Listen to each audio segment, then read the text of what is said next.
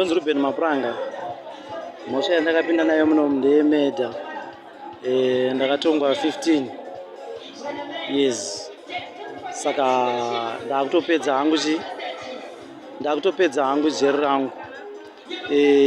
Ndauyawo panapa takasanganawo nerehab yanga iri pano ikati kansela kuti tizive kuti takatadza tofamba sei todini. Ndo yakatibatsira kuti tigone kuyanana nehama dzedu tikakumbira ruregerero kuhama dzedu. Still nanhasi dziri kungotishanyira hama dzedu kuburikidza nerehab yatakakumbira yakatibatsira kuti tigone kuyanana nehama dzedu nevakati vatakaparira mhosvawo takayananiswa navo kuburikidza nerehab yairi pano. Saka chinhu chandotenda zvikuru kuti nyangwe nepatichabudawo titambirwawo musociety kuburikidza nerehab yedu. Saka I think ndinoitenda zvikuru nokuti ndo yakaita kuti tigone kuyanana nevanhu vatakatadzira ikatiyananisa zvakare nehama dzedu dzakange dzakatsamwa nokuti medha chinhu chakaipa kuva mumusha kuti chinonzi ingozi yawaunza mumusha. Saka takabataniswa zvizhinji, saka tinopa kutenda zvizhinji panyaya yerehab. Ndamuno makore andagara muno iyo rehab yatidzidzisa zvakawanda. Tadzidziswa kuveza masculptures.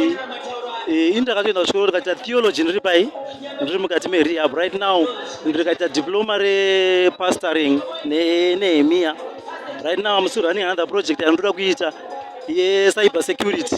Zvese zvinhu ndiri kuzviita kuburikidza nerehab ndiri kundibatsira kucoordinate kuti ndigone kunonyora maexam zvezvo zviri kushandiswa zvofambiswa nerehab. Saka chinhu chandotenda zvikuru. Masculptures acho atakatoveza munomu ndofunga tine imwe pisi iri apa yatoonekwa iyi. Zvinhu zvatinodzidziswa takadzidziswa pano. Nhasi uno hama dzedu dzakaungana vari kutenga zvinhu zvatiri kugadzira muno mujeri.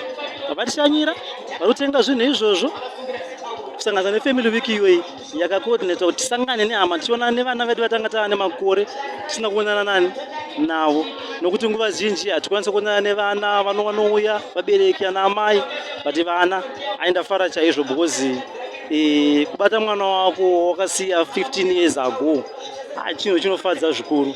Saka zvinhu zvandotenda kwazvo izvozvo.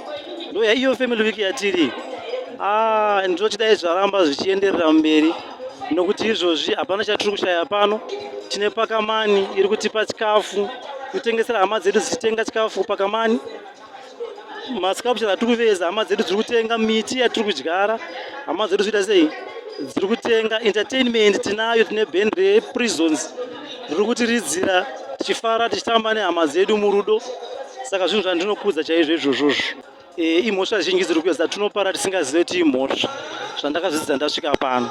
Saka ikurudziro yangu kuti zvizhinji ngatisiyanei nazvo. Chose chaunonzwa kunzi ichi hachiiti ngatisiyei. Mhosva chinhu chakaipa kuti chiparwe. Dzidzai kuyanana nehama nokuti ini ndiri panze ndasingatozivi kuti kunoyananiwa. But ndauya munomu ndakadzidziswa chinonzi peace. Takaita chinonzi peace education yakadzidziswawo pano paprison.